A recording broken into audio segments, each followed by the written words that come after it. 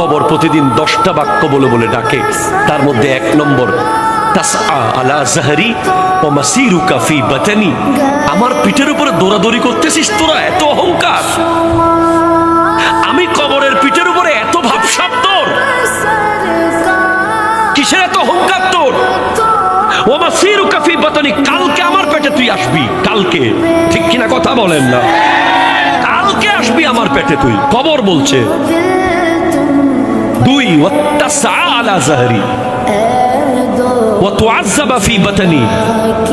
আমার পিঠের উপরে গুনাহ করছিস, আমার পেটে তোকে আসতে হবে।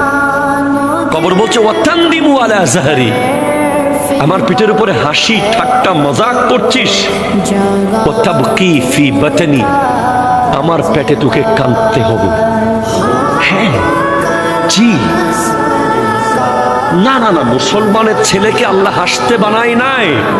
মুসলমানের ছেলে 1 লাইন অযথা কথা বলতে পারে না। কোরআন